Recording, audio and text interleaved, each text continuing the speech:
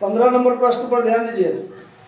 सवाल same to same 14 की तरह ही है, लेकिन 14 जो सवाल था वो सीधा रूप से जा रहा था और 15 उसका ठीक उल्टा है। तो ठीक उल्टा यदि बनाइएगा तो ज़्यादा कंफ्यूजन होगा। इससे अच्छा सवाल को सीधा बनाइए, सवाल को शुरू से अंत तरफ ले जाइए, तो क्या होगा, सवाल आपको इजी वे में बनेगा। अगर आप उल्टा में आइएगा अंत से शुरू तरफ, ठीक है, तो आपको दिक्कत का सामना करना पड़ेगा। इससे अच्छा होगा कि शुरू से ही अंत तक बनाएं। जैसे सवाल देखिए क्या कहता है कि मोहन ने सोहन को एक पुस्तक 10% लाभ पर बेचा। सोहन ने वह पुस्तक राम को 10% हानि पर बेचा। यदि राम ने उस पुस्तक को इतना में यानी 21 रुपया 78 पैसा में खरीदा तो उस पुस्तक का प्रारंभिक मूल्य यानी मोहन का मूल्य क्या था। तो पिछला सवाल में जो था वो सुरेश रमेश को बेचा, रमेश प्रकाश को बेचा। तो सुरेश सबसे पहले बेचा ना, तो सुरेश का क्रय मूल्य दिया हुआ था। इसमें सुरेश का क्रय मूल्य यानी शुरुआत का क्रय मूल्य पूछ रहा है। यानी सवाल शुरू से अंत तरफ नहीं जाके अंत से शुरू तरफ जाना है। तो इसको बनाने के लिए सवाल अगर आप शुरू से लास्ट तक बनाते हैं तो सबसे पहले आपको मानना पड़ेगा, क्योंकि प्रारंभिक मूल्य जो है यानी मोहन का होगा, यानी मोहन ने कितना में खरीदा था, यानी मोहन का जो क्रय मूल्य होगा उसी के आधार पर मोहन जो है वो सोहन को बेचा, सोहन जो है वो राम को बेचा और राम का क्रय मूल्य दिया हुआ है ना। तो हम शुरू में क्या है मेरा, मोहन ने सोहन को बेचा और मोहन का दाम पूछ रहा है, तो मोहन का क्रय मूल्य जो है वो हम मान लेंगे, माना कि मोहन का क्रय मूल्य x रुपया, ठीक है, और उसके आधार पर काम करेंगे। देखिए कैसे होगा, माना कि मोहन का क्रय मूल्य x रुपया हमने मान लिया, ठीक है, और मोहन का लाभ प्रतिशत दिया हुआ है ना, मोहन लाभ पर बेचा है ना, हाँ, मोहन 10% लाभ पर बेचा है, यानी मोहन का लाभ प्रतिशत 10% है।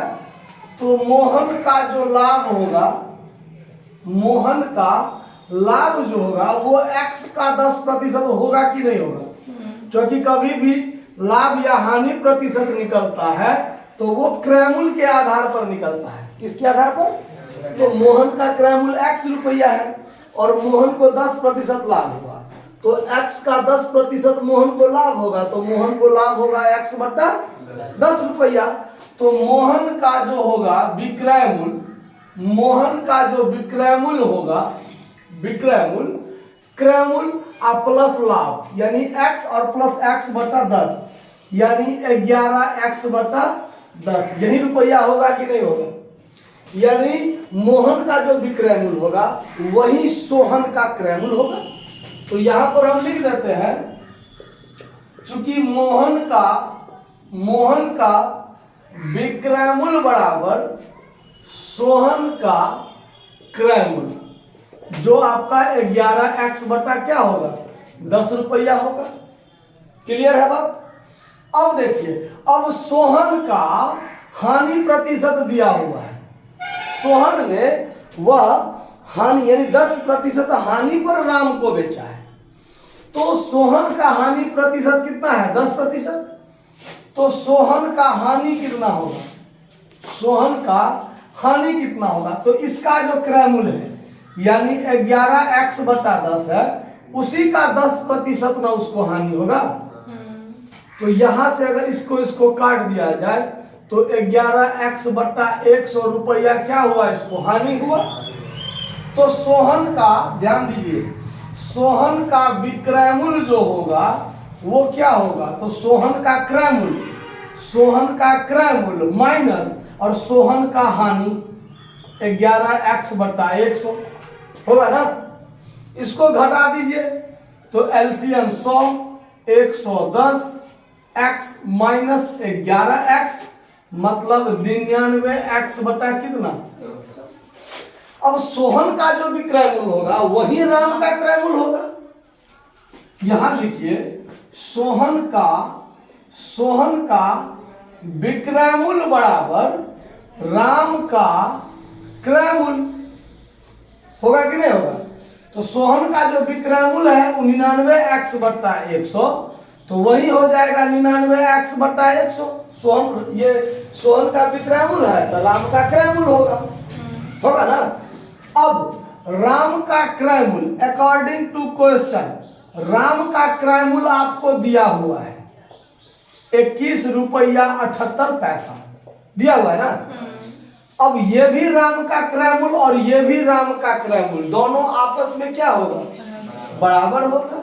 इसीलिए यहां कर दीजिए 99x बट्टा 100 बराबर 21.78।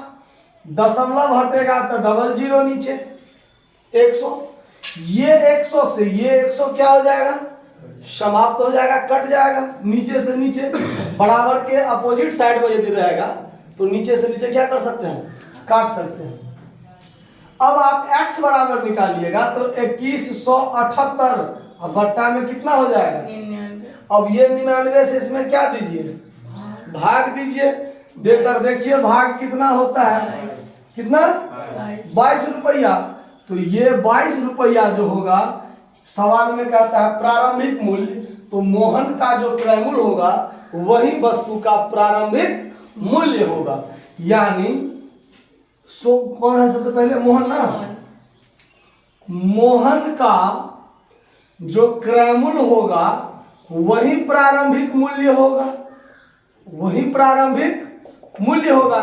और जो बराबर में कितना रुपया होगा आपका 22 रुपया, ये आपका आंसर हो जाएगा। समझ में आया बात, नोट कर लिया जाए। धन्यवाद।